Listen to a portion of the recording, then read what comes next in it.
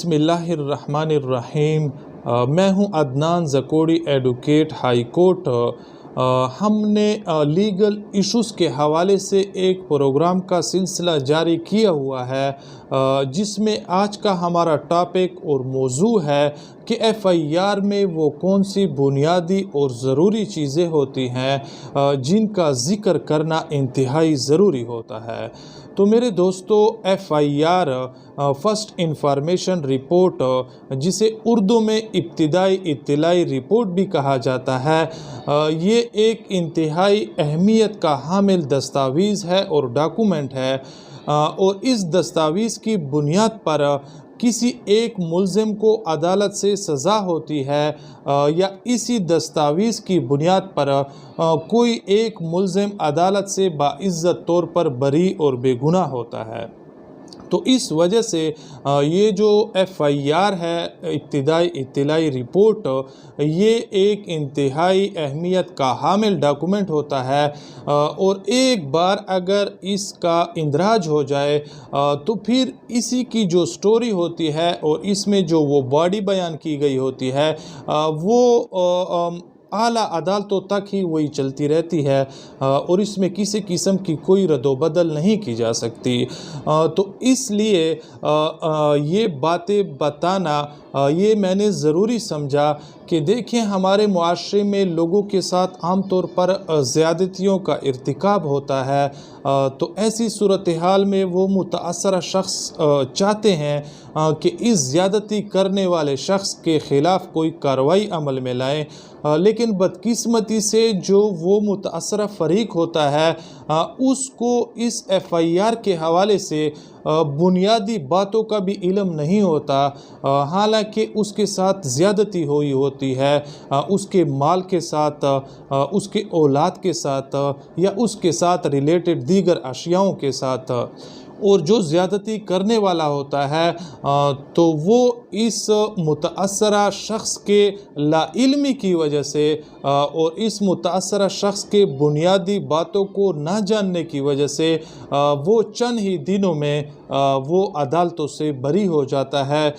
या कानून के शिकंजे से वो आज़ाद हो जाता है। तो इसलिए मैंने मुनासिब और ज़रूरी समझा कि इस FIR के जो बुनियादी बातें होती हैं और ज़रूरी बातें हैं वो आप हज़रात के सामने मैं बयान करूं।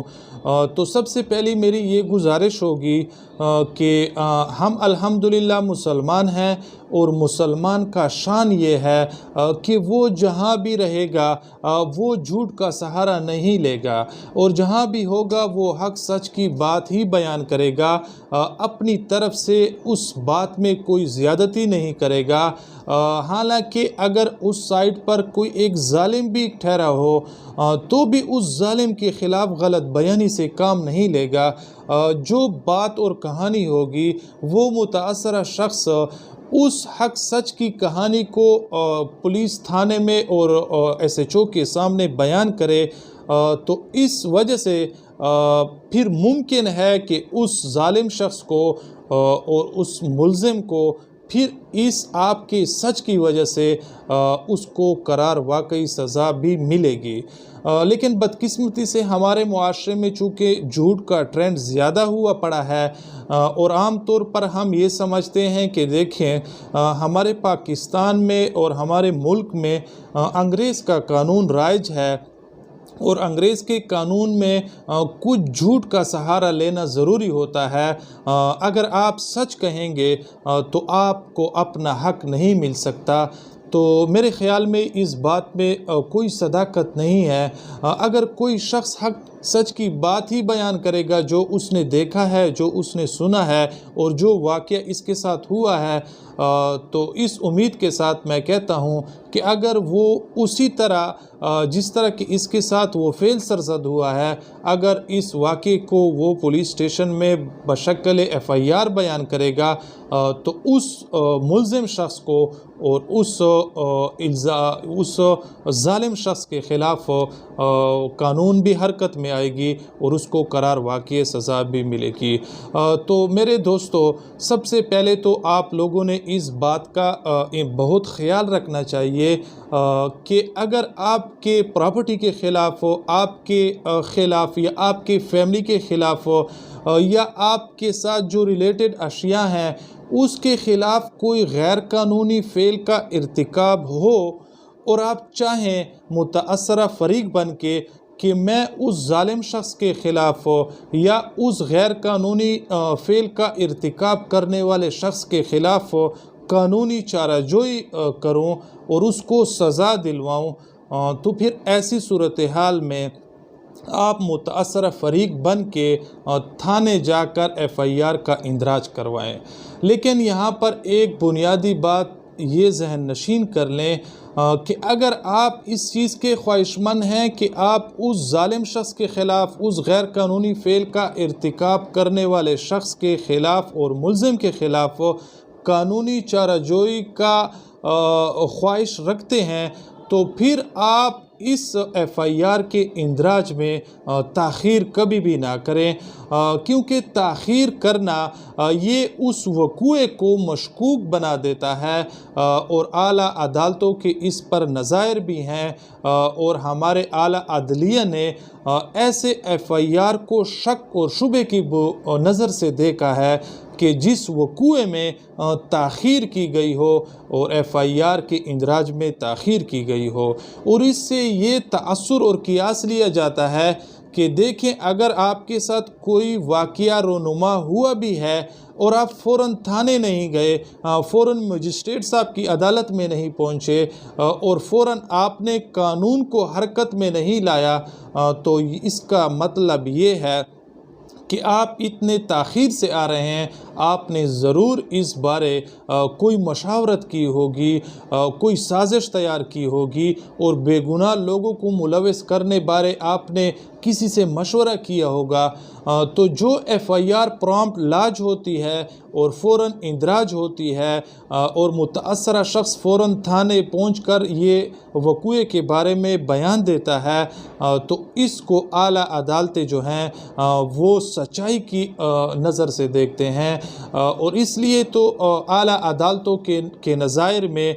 ये सुनहरी उसूल बयान किए गए हैं कि देखें, कानून जो है वो चौकस आदमी की हिमायत करता है और इमदाद करता है, ना कि सुस्त की। अगर किसी शख्स के साथ कोई ज़्यादती होती है तो उसको चाहिए कि फ़ौरन वो कानून को हरकत में लाए और इस वक़ूए की बाबत शिकायत दर्ज कराए और रियासत से ये मुतालबा करे कि मेरे साथ या मेरे फैमिली के साथ या मेरे प्रॉपर्टी के साथ या मेरे इस रिलेटेड चीज़ के साथ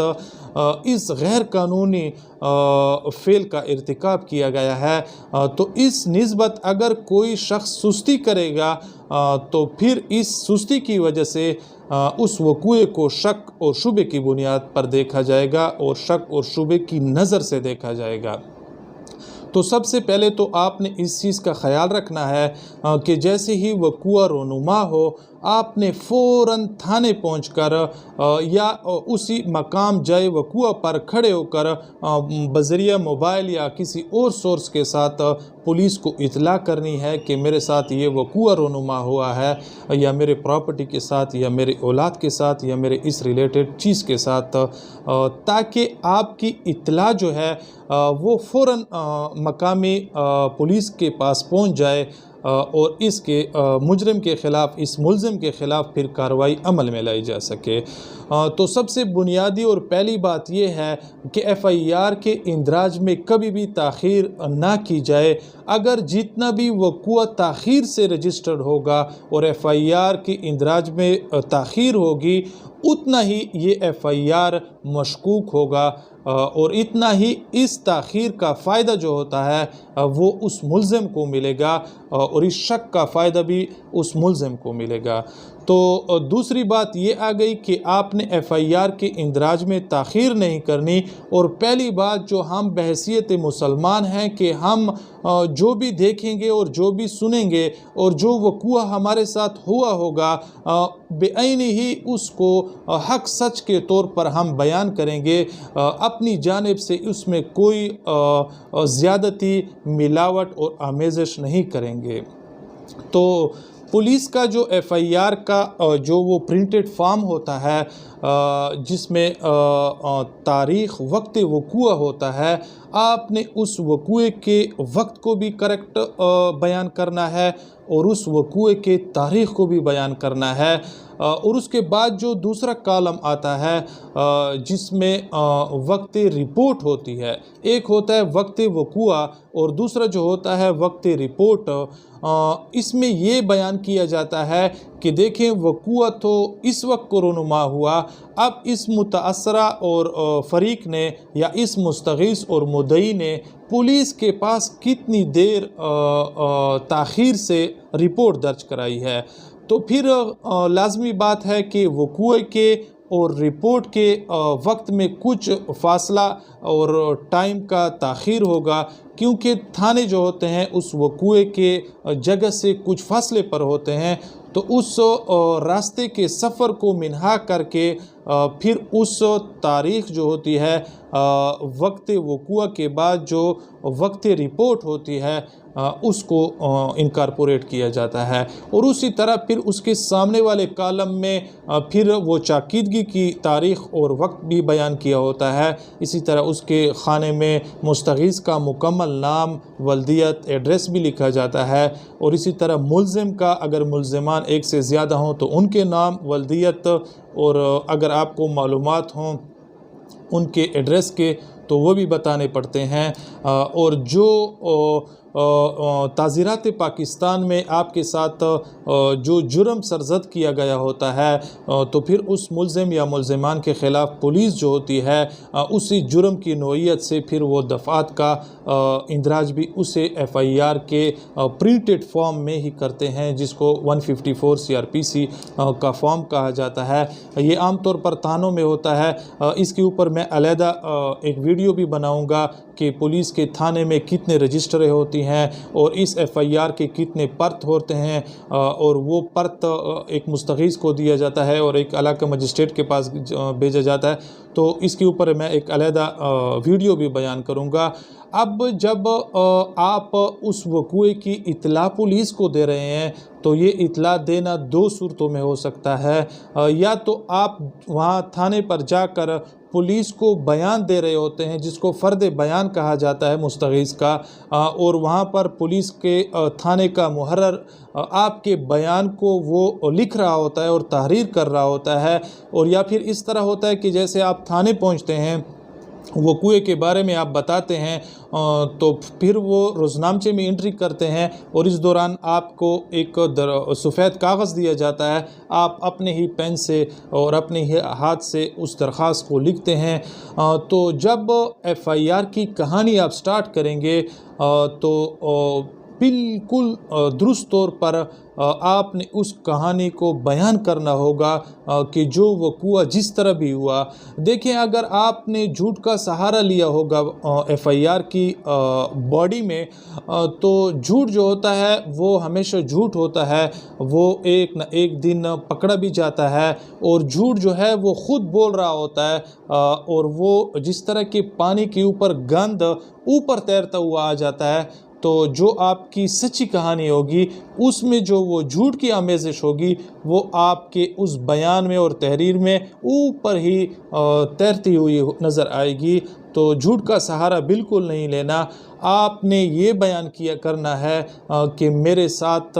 इस वक्त ये वक़ूआ हुआ। आपने करेक्ट वक्त भी बताना है, आपने जाए वक़ूआ भी बयान करना है कि किस मकाम पर और किस जगह के ऊपर। और इसके बाद आपने आपके ख़िलाफ़ जितने मुल्ज़िम या मुल्ज़िमान ने गैर कानूनी फ़ेल का इर्तिकाब किया है, मसलन अगर 3, 4, 5 आदमी हैं और वो आपको मारने वाले हैं या फायर करने वाले हैं, तो फिर आपने हर उस शख्स को स्पेसिफ़िक रोल भी देना है कि देखें ये फ़लाँ नामी शख्स जो है इसने मुझे हाथ से पकड़ा हुआ था और ये दूसरे शख्स ने डंडे से मुझ पर वार कर रहा था और तीसरे शख्स ने मेरे ऊपर अपना जो असला था वो एम किया हुआ था। तो मेरे कहने का मतलब ये है कि आपने अपनी कहानी को मशकूक और मुबहम नहीं रखना, आपने हर उस चीज़ को वाज़े तौर पर बयान करना है और मुख्तसरन अल्फाज में बयान करना है। कोई ऐसी बात आपकी मशकूक और मुबहम ना रह जाए ताकि फिर उसका फ़ायदा कल को मुल्ज़िम को ना हो जाए। तो आपने उस मुल्ज़िम या मुल्ज़िमान को स्पेसिफ़िक रोल भी देना है कि इस मुल्ज़िम ने मेरे साथ ये किया और इस मुल्ज़िम ने, जो कि इस मुल्ज़िम के इतने फ़ासले पर था, 3 कदम 10 कदम, तो फिर आपने ऐसी सूरत हाल में हर मुल्ज़िम को उसका स्पेसिफ़िक रोल भी देना है। और चौथे नंबर आपने वजह इनाद भी बयान करनी है कि अगर वो लोग आ रहे हैं और आपको मार रहे हैं या आपको कत्ल की धमकियाँ दे रहे हैं, तो आखिर वो क्या वजह थी जिसकी वजह से वो आप लोग आपके साथ ये दुश्मनी कर रहे हैं। तो अगर इसकी कोई वजह होगी तो फिर उस वजह को भी आप अपने एफआईआर में बयान करें कि देखें हमारा और इनका ज़मीनी मामला है या मुकदमात हैं एक दूसरे के ख़िलाफ़ सिविल, या मस्तूरात का कोई तनाज़ा है, या पैसों के लेन देन का झगड़ा है। तो आपने उस वजह अनाद को भी बयान करना है क्योंकि अगर कोई अशख़ास या शख्स आपको मार रहा है या आपको कोई नुकसान पहुंचा रहा है तो फिर ये प्रिज्यूम किया जाता है कि देखें बाज़ार में 10,000 लोग और भी थे और ये मुल्ज़िमान उस 10,000 लोगों में आपके पास आकर आपके साथ ये गैर कानूनी फ़ेल कर रहे हैं, तो इसकी वजह क्या हो सकती है। तो फिर अक्सर अगर इस बात का और इस फ़ेल का कोई वजह भी हो तो फिर आप उसकी वजह बयान करें और वजह भी अपने एफआईआर में तहरीर करवाएं कि इस वजह से मेरे साथ इन लोगों ने ये काम किया कि मेरे जेब में पॉकेट में पैसे थे, या इनके साथ मेरा लेन देन और कारोबार था, या मेरा इनके साथ कोई ख़ानदानी मस्तूरात का मामला था, या ज़मीन के हवाले से कुछ सिविल केसेस थे तकसीम के या बन्ना बरारी के। तो इस हवाले से आपने अपने एफआईआर में शक और शुबे में बात मुबहम तौर पर नहीं रखनी बल्कि वाज़े तौर पर बयान करनी है अगर कोई वजह इनाद हो। और इसी तरह आपने अपने गवाहान का भी जिक्र करना है कि देखें इस वक़ूए के रोनुमा होते वक्त आस पास के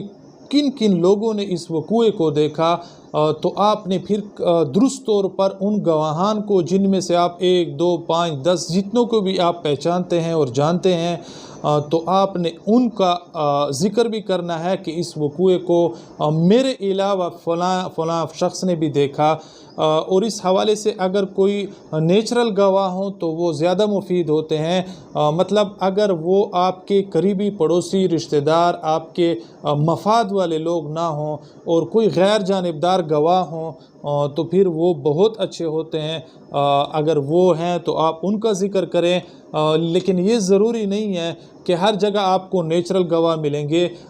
कभी कभी होता है कि किसी के साथ कोई वक़ूआ रोनुमा हो जाता है और इस दौरान आपका भाई ऊपर से आ जाता है, या कज़न या दोस्त या पड़ोसी या रिश्तेदार, तो ये ज़रूरी नहीं है। लेकिन आपने अपने एफआईआर में उन गवाहान में से 1 या 2 या चंद का नाम भी बताना है। और अगर आप उन मुल्ज़िमान को पहचानते नहीं हैं तो आपने उनकी सही तादाद बतानी है और उनके हुलिये बताने हैं कि फ़लाँ शख्स की दाढ़ी थी और फ़लाँ शख्स की टोपी थी और सामने आने पर मैं पहचान सकता हूँ। तो अगर आपकी एफआईआर नामालूम अफराद के ख़िलाफ़ होगी और आपने कुछ हुलिया उसका बयान किया हुआ होगा तो कल को आप कि जो मुल्ज़िमान हैं वो अरेस्ट अगर होंगे तो आपने उनको पहचानना होगा और शनाख्त परेड करनी होगी। तो फिर अगर आप उन मुल्ज़िमान को पहचानते नहीं हैं तो आप उनके हुलिये बयान करें कि वो पश्तो बोल रहे थे, सराइकी बोल रहे थे, या अफ़गानी ज़बान बोल रहे थे, या क्या कौन सी ज़बान बोल रहे थे। तो आपने ये भी ज़रूर बयान करना है ताकि आपके एफआईआर की कहानी शक और शुबे से बालातर हो जाए और शक और शुबे से महफूज रहे। तो ये थी एफआईआर के हवाले से चंद बुनियादी और ज़रूरी बातें। जो कि हमें अपने एफआईआर में ज़रूर बयान करने चाहिए। और जिस तरह कि मैंने पहले कहा कि एफआईआर में झूठ का सहारा कभी नहीं लेना चाहिए। आपने फ़ौरन जाकर एफआईआर करनी चाहिए, प्रॉम्प्ट लॉज एफआईआर करनी चाहिए, ताकि अदालत या पुलिस ये ना समझे और ये तासुर ना ले कि देखिए आपने इस वक़ूए के बयान करने में, एफआईआर के चाक करने में ताख़ीर की है। ज़रूर आपने किसी के साथ सलाह मशवरा किया होगा और आपने उस मुल्ज़िमान में से जो सरकर्दा लोग हैं, जो बाइज़्ज़त लोग हैं, उनको कसदन नॉमिनेट किया है और उनको तंग और परेशान और ब्लैकमेल करने के लिए आपने उनको। और इसके अलावा अगर आपके साथ कहीं पर वक़ूआ हुआ है और वो जगह रात का टाइम है, तो आप उस सोर्स ऑफ पहचानने को भी बयान करें कि मैंने इन लोगों को किस सोर्स से पहचाना। तो फिर वो रोशनी का जो सोर्स है बल्ब बयान कर सकते हैं, या वो आप अपने मोबाइल की टार्च से आपने उनको पहचाना। तो आपने इस सोर्स का ज़िक्र भी करना है, क्योंकि रात के वक़ूए में वो लोग आपने कैसे पहचाने, या किसी गाड़ी की लाइट सामने आ रही थी और मैंने उसको पहचान लिया। तो ये सोर्स भी आपने बताना है कि किस सोर्स से मैंने इन मुल्ज़िमान को या मुल्ज़िम को देखा और पहचाना। तो ये एफआईआर के हवाले से बुनियादी और ज़रूरी बातें थी। इसके बाद जो अगला मौज़ू और टॉपिक होगा हमारा, वो एफआईआर के इंदराज के हवाले से, कि अगर आपकी एफआईआर दर्ज नहीं होती पुलिस थाने में, तो आपके पास क्या रेमेडी है कि आप उस पुलिस के इस रवैये के ख़िलाफ़ और इसके इनकार के ख़िलाफ़ किस फोरम में जा सकते हैं। तो अब तक के लिए इतना काफ़ी। इंशाल्लाह मिलते हैं।